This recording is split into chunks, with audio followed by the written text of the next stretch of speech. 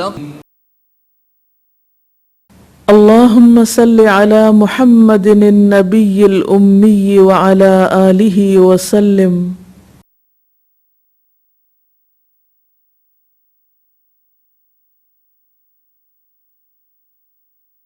السلام علیکم ورحمۃ اللہ وبرکاتہ۔ وعلیکم السلام ورحمۃ اللہ وبرکاتہ۔ نحمده ونصلي على رسوله الكريم، اما بعد فاعوذ باللہ من الشیطان الرجیم، بسم اللہ الرحمن الرحیم۔ عن ابن عباس قال قال رسول اللہ صلی اللہ علیہ وسلم من سمع سمع اللہ به ومن رایا رائے اللہ بہ، رواہ مسلم۔ ابن عباس رضی اللہ تعالی عنہ سے روایت ہے کہ رسول اللہ صلی اللہ علیہ وسلم نے فرمایا، جو شخص شہرت کا طالب ہوگا اللہ تعالیٰ اس کی شہرت کر دے گا، اور جو شخص دکھاوا کرے گا اللہ تعالیٰ اس کا بھی دکھاوا کر دے گا۔ پچھلی حدیث میں ہم نے پڑھا تھا کہ اللہ تعالیٰ انسانوں کی شکلیں اور ان کے مال نہیں دیکھتا، بلکہ ان کے دلوں اور ان کے اعمال کو دیکھتا ہے، اور اگر دیکھا جائے تو اعمال کا دار و مدار پھر انسان کی نیت اور ارادے پر ہوتا ہے۔ آج بظاہر دنیا میں ایک عمل انسان کا کتنا بھی بڑا اور کتنا بھی خوبصورت نظر آتا ہو،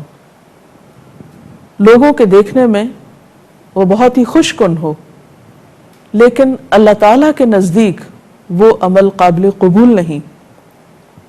اللہ تعالیٰ اس عمل کی طرف دیکھتا بھی نہیں کہ جس عمل کے پیچھے انسان کی نیت اچھی نہ ہو۔ اگر کسی بھی انسان کا عمل محض اس لیے ہے کہ اس عمل کی وجہ سے اس کی خوب شہرت ہو جائے، لوگوں میں اس کی مشہوری ہو جائے، وہ نامور کہلائے، تو اللہ سبحانہ وتعالی ایسے عمل کی کوئی قیمت نہ دے گا، کوئی صلہ نہ ہوگا اس پر اس کے ہاں۔ اس کے برعکس اس پر فرد جرم عائد کی جائے گی، اور وہ کیا کہ قیامت کے دن جب تمام انسان حشر کے میدان میں اکٹھے ہوں گے تو اللہ تعالیٰ اس شخص کی خوب شہرت کر دے گا۔ کس طرح کہ یہ ہے وہ دھوکے باز شخص جس نے بڑے بڑے اچھے کام محض دکھاوے کے لیے کیے تھے، اور اس کی نیت صرف شہرت کا حصول تھا، اس کے دل میں محض شہرت کی تمنا اور شہرت کی طلب تھی۔ اس نے اللہ تعالیٰ کی رضا کے لیے اچھا کام نہیں کیا تھا۔ اس کی ساری کوشش، محنت اور دوڑ دھوپ کا نتیجہ یا اس کا سبب کیا تھا؟ لوگوں میں مشہور ہونا۔ اس نے جو بھی کام کیے وہ محض لوگوں کو دکھانے کے لیے کیے، لوگوں کی نظر میں بڑا بننے کے لیے کیے۔ تو ایک اور حدیث میں آتا ہے کہ اس دنیا میں کوئی بھی شخص جو شہرت کی جگہ پر ہو، یعنی شہرت کا طالب ہو اور ریاکار ہو، یعنی دکھاوے کے کام کرے، قیامت کے دن اللہ تعالیٰ سب کے سامنے اس کے اعمال کو کھول کر رکھ دے گا۔ قیامت کے دن انسان کے صرف ظاہری اعمال ہی سامنے نہیں آئیں گے، بلکہ قرآن پاک میں آتا ہے وَحُصِّلَ مَا فِي الصُّدُورِ، کہ جو کچھ سینوں میں ہوگا، جو کچھ انسان کے دل میں ہوگا، وہ بھی نکال کے رکھ دیا جائے گا، وہ بھی سامنے لایا جائے گا، اور وہ صرف سامنے ہی نہیں لایا جائے گا بلکہ ساری مخلوق کے سامنے لے آیا جائے گا۔ ایک اور حدیث میں آتا ہے، آپ صلی اللہ علیہ وسلم نے فرمایا، جو کوئی اپنے بارے میں غرور اور تکبر سے بات کرتا ہے، یعنی اپنے آپ کو بڑی چیز سمجھتا ہے، اپنی بڑائی جتانا چاہتا ہے، اللہ تعالیٰ اسے اپنی مخلوق کے سامنے یعنی قیامت کے دن ذلیل و رسوا کرے گا، اسے حقیر کرے گا، کیونکہ اللہ تعالیٰ کو تکبر قطعاً پسند نہیں۔ تو عموماً انسان شہرت کس لیے چاہتا ہے؟ لوگوں کی نگاہوں میں بڑا بننے کے لیے۔ اور جب کسی اچھے کام کے پیچھے محض سیلف پروجیکشن مقصود ہو، صرف خود نمائی یا اپنی بڑائی کی طلب ہو، تو پھر وہ کام حقیقی معنوں میں اچھا کام نہیں ہو سکتا۔ اس سے بڑا دھوکہ اور کیا ہو سکتا ہے کہ انسان لوگوں کے سامنے تو یہ ظاہر کرے کہ میں تمہارے دکھ درد میں، تمہارے بھلائی میں، تمہارے فائدے میں، تمہاری خیر خواہی میں ایک اچھا کام کر رہا ہوں، لیکن حقیقت میں اس کے دل میں یہ بات نہ ہو، بلکہ دل میں اپنی بڑائی مقصود ہو اور لوگوں کی نظر میں بڑا بننا مقصود ہو، یا پھر اس کے پیچھے کچھ اور مفادات کی طلب ہو۔ تو ایسا دھوکہ انسانوں کو تو دیا جا سکتا ہے، اللہ رب العالمین کو نہیں دیا جا سکتا۔ اس لیے من سمع سمع اللہ بہ، جو دکھاوے کا شوقین ہے اللہ تعالیٰ اس کا یہ شوق پورا کر دے گا، اسے محض اس دنیا میں نہیں، یعنی دنیا میں بھی انسان جس ارادے سے کام کرتا ہے وہ ویسا ہی ہو جاتا ہے۔ دنیا میں بھی جتنی اللہ چاہتا ہے وہ بندے کو ناموری اور شہرت مل جاتی ہے، لیکن قیامت کے دن وہ ناموری اور شہرت انسان کے کسی کام نہیں آئے گی، بلکہ اس کے برعکس اس انسان کے اندر کو کھول کے رکھا جائے گا، اس کا دوسرا رخ مخلوق کے سامنے لایا جائے گا اور وہاں اس کی رسوائی کی جائے گی۔ اور اسی طرح جو دکھانا چاہتا ہے تو بعض اوقات انسان دکھاوے کی نیت سے کوئی کام کرتا ہے لیکن دوسرا کوئی نوٹس بھی نہیں کرتا اس کو، دوسرا اس کی طرف توجہ بھی نہیں کرتا، لیکن اللہ تعالیٰ جان لیتا ہے کہ اس شخص کا ارادہ کیا ہے۔ تو دنیا میں کوئی اسے دیکھے یا نہ دیکھے، قیامت کے دن انسان کی اس دھوکہ بازی کو ضرور سب کے سامنے کھول کر رکھ دیا جائے گا۔ تو وَمَنْ رَايَ رَايَ اللَّهُ بِهِ۔ عام طور پر دکھاوا کس چیز میں ہوتا ہے؟ دکھاوا عموماً نیکی کے کاموں میں زیادہ ہوتا ہے، مثلاً عبادات میں دکھاوا۔ عبادات میں دکھاوے میں سب سے پہلے نماز آتی ہے۔ نماز میں دکھاوا کس طرح ہوتا ہے؟ مثلاً انسان ویسے تو نماز میں سستی کرے، لیکن جب کوئی دیکھ رہا ہو تو بہت چستی سے پڑھے، ویسے تاخیر سے پڑھتا ہو لیکن لوگوں کے بیچ میں بیٹھ کر وقت پر پڑھے، تنہائی میں نماز پڑھے تو محض ٹکرے مارے، جلدی جلدی پڑھ لے، اور جب لوگوں کے بیچ میں ہو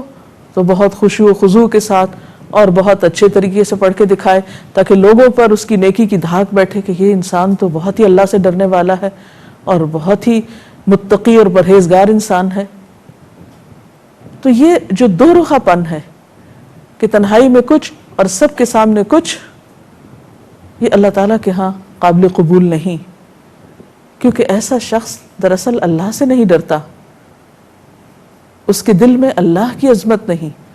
اس کے دل میں اللہ کے مقابلے میں لوگوں کی عظمت اور لوگوں کی بڑائی زیادہ ہے، لوگوں کا ڈر زیادہ ہے، یہ لوگوں کے نظر میں جچنے کا شوق زیادہ ہے۔ تو رسول اللہ صلی اللہ علیہ وسلم نے فرمایا، جس نے دکھاوے کی نماز پڑھی اس نے شرک کیا، جس نے دکھاوے کا روزہ رکھا اس نے شرک کیا، جس نے دکھاوے کا صدقہ کیا اس نے شرک کیا، کیونکہ اس نے اللہ کے ساتھ دوسروں کو شریک کر لیا۔ کیونکہ نماز، روزہ اور یہ قربانی سب کچھ کس لیے ہے؟ قل ان صلاتي ونسكي ومحياي ومماتي للہ رب العالمین، آپ کہہ دیجئے کہ میری نماز اور میری قربانی، میرا جینا اور میرا مرنا سب کچھ اللہ رب العالمین کے لیے ہے، لا شریک لہ، اس کا کوئی شریک نہیں۔ وبذلک امرت وانا اول المسلمین، مجھے اسی چیز کا حکم دیا گیا اور میں سب سے پہلا سر تسلیم خم کرنے والا ہوں، اللہ کا فرما بردار ہوں۔ لہٰذا کوئی نماز اور روزہ اور صدقہ اور خیرات اور نیکی کا کوئی کام اس وقت تک قابل قبول نہیں جب تک کہ وہ خالصتاً اللہ تعالیٰ کے لیے نہ ہو، اس کی رضا کے لیے نہ ہو، کیونکہ عبادت تو صرف اللہ کا حق ہے، غیر اللہ کا حق نہیں ہے۔ ہماری نماز اللہ کے لیے ہونی چاہیے، بندوں کے سامنے نیک بننے کے لیے نہیں۔ اسی لیے ہم دیکھتے ہیں کہ ایک حدیث میں رسول اللہ صلی اللہ علیہ وسلم نے، جبکہ آپ مسیح دجال کا ذکر فرما رہے تھے اور لوگوں کو اس کے بارے میں خبردار کر رہے تھے، تو آپ نے فرمایا، کیا میں تم لوگوں کو اس چیز کی خبر نہ دوں جو میرے نزدیک مسیح دجال سے بھی زیادہ خوفناک ہے؟ ہم نے عرض کیا، کیوں نہیں اے اللہ کے رسول صلی اللہ علیہ وسلم؟ تو آپ نے فرمایا، وہ شرک خفی ہے، یعنی چھپا ہوا شرک ہے، اور وہ یہ ہے کہ کوئی شخص نماز پڑھے اور جب نماز پڑھنے کھڑا ہو اور اس دوران اسے محسوس ہو کہ کوئی شخص اس کی طرف دیکھ رہا ہے تو وہ اپنی نماز کو اور خوبصورت بنا دے، یعنی نماز پڑھنے کے لیے کھڑا ہو اور جو ہی اسے محسوس ہو کہ کوئی انسان دیکھ رہا ہے تو نماز بہت اچھے سے پڑھنا شروع کر دے، یعنی جب وہ اللہ کے سامنے کھڑا تھا تو اس کو اپنی نماز خوبصورت بنانے کا خیال نہ آیا، لیکن جب اس نے کسی معمولی انسان کو دیکھا تو اس کے سامنے اپنی نماز خوبصورت بنا دی، تو اس نے اللہ کی قدر نہ کی۔ ایسا دھوکے باز شخص اتنا خطرناک عمل کرتا ہے کہ اس کا یہ عمل اس کے لیے مسیح دجال سے بھی زیادہ ہلاکت خیز ہے۔ اسی طرح قیامت کے دن جب لوگ اللہ کے حضور حاضر ہوں گے تو قرآن پاک میں آتا ہے کہ سب کو سجدے کا حکم دیا جائے گا، ساری مخلوق سے مطالبہ کیا جائے گا کہ وہ اللہ تعالیٰ کے سامنے جھکیں۔ ایسے میں وہ شخص جو دنیا میں شہرت کے لیے سجدے کیا کرتا تھا، دکھاوے کی نماز پڑھتا تھا، لوگوں کی نظر میں اچھا بننے کے لیے نماز پڑھتا تھا، تو اس کی پشت یعنی اس کی کمر تختے کی طرح اکڑ جائے گی اور وہ جھک نہ سکے گا، سجدہ نہ کر سکے گا، کیونکہ دنیا میں اس کے سجدے اللہ کے لیے نہ تھے۔ تو آج بھلا وہ اللہ کو سامنے پا کر سجدہ کیسے کر سکتا ہے؟ قرآن پاک میں آتا ہے وَيُدْعَوْنَ إِلَى السُّجُودِ فَلَا يَسْتَطِيعُونَ، ان کو سجدے کی طرف بلایا جائے گا لیکن وہ استطاعت نہ رکھتے ہوں گے، سجدہ نہ کر سکیں گے۔ اسی طرح دکھاوے کا روزہ، کہ انسان روزہ رکھے اور خاص طور پر نفلی روزہ، تو اس کے بعد اپنی ایسی شکل یا حالت بنا لے کہ جس سے لوگوں کو اس پر ترس آئے اور بار بار وہ اس کے روزے کا پرچار کریں۔ پھر اسی طرح دکھاوے کا حج، محض اپنے نام کے ساتھ حاجی لگانے کے لیے کہ لوگوں کو جب یہ پتہ چلے کہ یہ شخص تو حج کر چکا ہے تو ان کے دل میں فوراً خیال آئے گا کہ بہت نیک انسان ہے، لہٰذا یہ ہمارے ساتھ معاملات میں دھوکہ نہیں کرے گا اور اس طرح کاروبار خوب چمکے گا، یا کسی بھی اور دنیاوی غرض کے لیے، یعنی اپنی نیکی کی دھاک بٹھانے کے لیے اگر کوئی حج کرتا ہے تو ایسا حج بھی قابل قبول نہیں۔ اسی لیے ہم دیکھتے ہیں کہ رسول اللہ صلی اللہ علیہ وسلم نے حج کے موقع پر جو نیت کی تو اس وقت جو الفاظ تھے آپ کے وہ کیا تھے؟ اللہم حجۃ لا ریاء فیہا ولا سمعہ، یا اللہ میں ایسا حج کرتا ہوں کہ جس میں نہ کوئی دکھاوا ہے اور نہ شہرت کی طلب ہے۔ اسی طرح وہ صدقہ خیرات بھی قابل قبول نہیں، اور اس پر انسان کو آخرت میں کوئی بھی جزا نہیں ملے گی جو محض دکھاوے کے لیے ہو،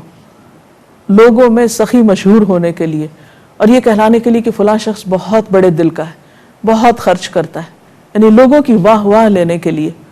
اگر کوئی شخص مال خرچ کرتا ہے تو ایسا مال خرچ کرنا اس کے لیے فائدے کی بجائے الٹا نقصان دہ ہوگا۔ اللہ تعالیٰ قرآن پاک میں فرماتے ہیں یا ایھا الذین آمنوا لا تبطلوا صدقاتکم بالمن والأذى کالذی ينفق مالہ رئاء الناس ولا یؤمن باللہ والیوم الآخر، اے لوگو جو ایمان لائے ہو،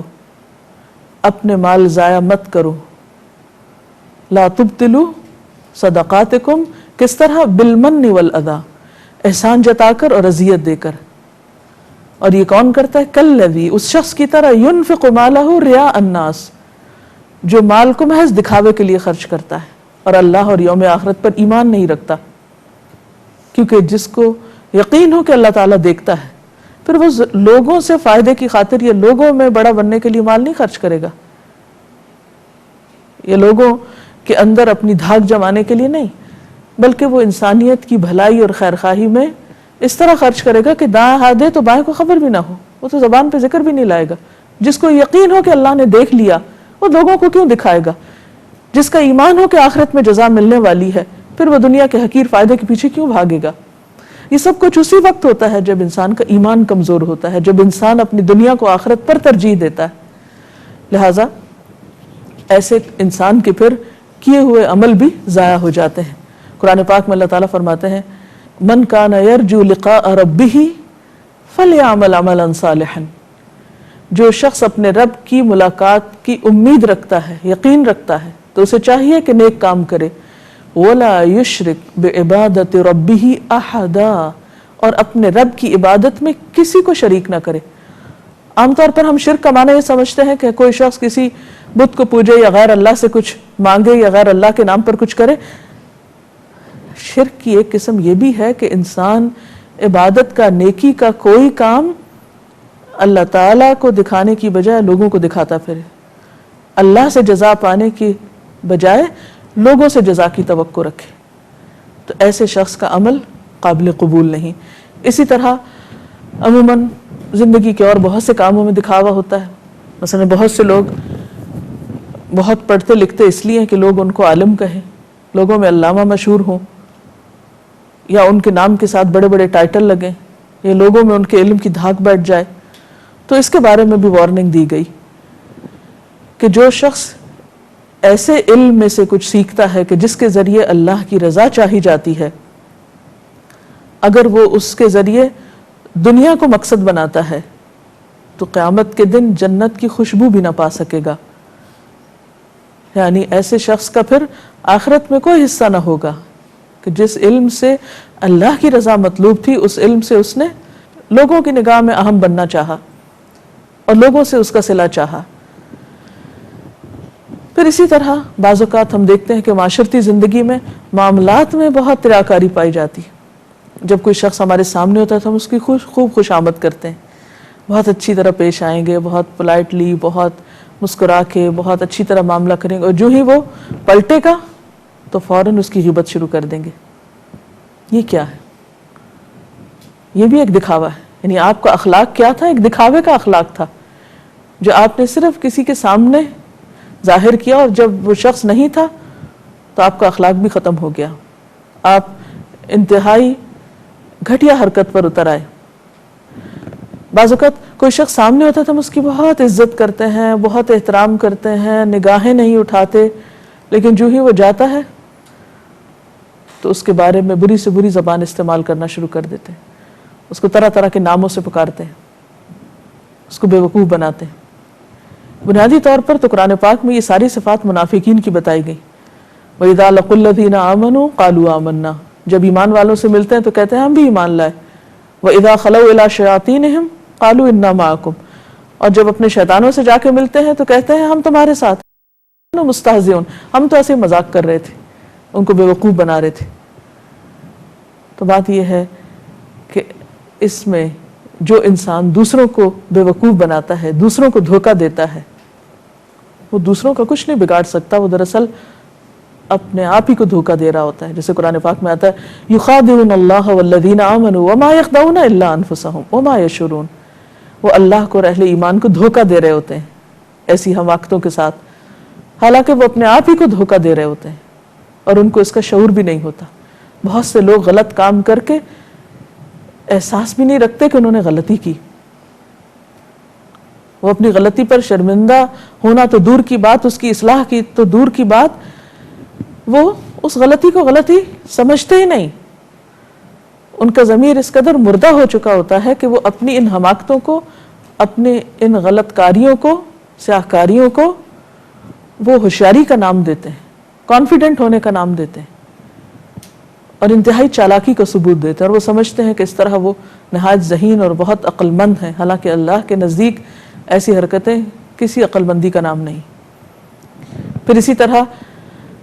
بعض اوقات ایسا بھی دیکھا گیا ہے کہ جس شخص سے کوئی مفاد مطلوب ہوتا ہے اس کے سامنے انسان بہت اچھا بن جاتا ہے، اور جب وہ شخص نہ ہو تو دوسرے کے ساتھ معاملہ بہت خراب ہوتا ہے. مثلا بچوں کے ساتھ پیار کرنا جب ماں باپ سر پر ہوں، اور جب ماں باپ نہ ہو تو بچوں کی پرواہ بھی نہ کرنا، خواہ وہ چیخ چیخ کے ہلکان ہو رہے ہوں. اسی لیے ہم دیکھتے ہیں کہ ہمارے معاشرے میں یتیم بچوں کی حالت بہت نازک ہے، یا ان کے ساتھ عزت کا سلوک نہیں کیا جاتا. کس لیے؟ کہ ان کے والدین سر پر نہیں. ان بچوں کی تو بہت اہمیت ہے جن کے والدین سامنے یا زندہ ہیں، یا ان سے کسی قسم کے مفاد کی توقع ہے، لیکن وہ بچے جو محروم ہیں، بے سہارا ہیں، ان کو ہم کتنی عزت دیتے ہیں، ان کا کتنا خیال رکھتے ہیں، ان کے لیے کتنے تحفے تحائف کا اہتمام کرتے ہیں، ان کی کتنی دلجوئی کرتے ہیں. ہم سب اپنے کردار اور اپنے معاملات کو دیکھ سکتے ہیں کہ ہمارے رویے کیا ہیں، ہمارا معاشرہ کس طرف جا رہا ہے. یہ ہم سب کے لیے لمحہ فکریہ ہے. پھر اسی طرح بعض اوقات شادی بیاہ کے موقع پر اپنی ناموری کے لیے خوب خرچ کیا جاتا ہے. مثلا دلہن کے لیے بہت اچھے اچھے لباس، زیور اور طرح طرح کی آرائش کا سامان کیا جاتا ہے، لیکن جب وہ گھر پہ آ جاتی ہے اور لوگ دیکھنے والے سامنے نہیں ہوتے تو پھر انتہائی بدترین سلوک بھی کیا جاتا ہے. بعض اوقات ضرورت کی چیز بھی نہیں فراہم کی جاتی، جیسے قرآن پاک میں آتا ہے فَوَيْلٌ لِّلْمُصَلِّينَ الَّذِينَ هُمْ عَنْ صَلَاتِهِمْ سَاهُونَ الَّذِينَ هُمْ يُرَاءُونَ وَيَمْنَعُونَ الْمَاعُونَ۔ ہلاکت ہے ان نمازیوں کے لیے جو اپنی نمازوں سے غافل ہیں، وہ جو دکھاوا کرتے ہیں اور ضرورت کی معمولی چیز بھی روک لیتے ہیں۔ یعنی یہ کردار صرف بے نماز لوگوں کے اندر نہیں، بعض اوقات نماز پڑھنے والوں کے اندر بھی پایا جاتا ہے جو بظاہر دینداری کا اہتمام کیے ہوئے ہیں لیکن معاملات میں انتہائی گھٹیا رویوں کا شکار ہیں، کہ ویسے دکھاوے کی نمازیں پڑھتے ہیں لیکن انسانی ضروریات میں معمولی چیزیں دینے سے بھی انکار کر دیتے ہیں، اتنے دل کے بخیل ہوتے ہیں، اتنے تنگ دل ہوتے ہیں۔ تو بات یہ ہے کہ اللہ تعالیٰ کے ہاں ایسے رویے قابل گرفت ہیں، سخت ناپسندیدہ ہیں، اور ان سے پرہیز کرنا نہایت ضروری ہے، ورنہ نقصان کیا ہے کہ ہماری دنیا میں بھی ہمارے معاملات لوگوں کے ساتھ خراب ہوتے ہیں، اور آخرت میں تو ایسے اعمال کا کچھ وزن ہی نہیں ہوگا، جیسے قرآن پاک میں اللہ تعالیٰ فرماتے ہیں لا نقیم لہم یوم القیامت وزنا،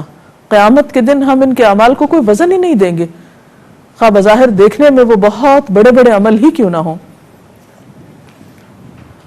تو حدیث کیا ہوئی؟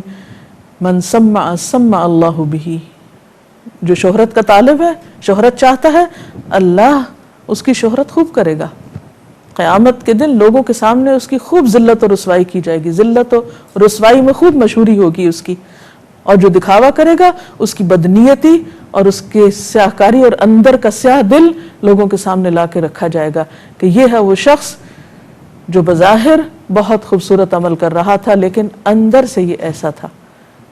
تو چونکہ اللہ تعالیٰ ہمارے دلوں کو دیکھتا ہے، وہ ان کا جائزہ لیتا ہے، تو جو کچھ ہمارے دل کے اندر ہے وہی دراصل عمل کی بنیاد ہے اور وہی سامنے آنے والا ہے۔ اس سلسلے میں اگر آپ کے ذہن میں کوئی سوال ہو یا مزید آپ کوئی وضاحت کرنا چاہتے ہوں تو آپ کر سکیں۔ ڈاکٹر ہاشمی، اس بات پر روشنی ڈالیے کہ انسان کے اندر اپنی شہرت اور ناموری کا ایک شوق موجود ہوتا ہے، وہ چاہتا ہے کہ جو کچھ وہ اچھا کام کرے وہ لوگوں کو پتہ چلے، لوگ اسے اپریشیٹ کریں، اس کی ایکنالجمنٹ ہو۔ تو اس بارے میں آپ کیا کہتی ہیں کہ کیا انسان اپنی اس خواہش کو دبائے یا یہ ایک نیچرل اس کی فطرت میں موجود ہے، یا مشہور ہونے کی خواہش اس کی فطرت میں موجود ہے؟ بنیادی طور پر یہاں یہ نہیں کہا جا رہا کہ انسان کسی اچھے عمل کی جزا کی توقع نہ رکھے یا اس کے اندر کا جو اچھا بننے کا یا اچھا نظر آنے کا شوق ہے وہ دبا دیا جائے۔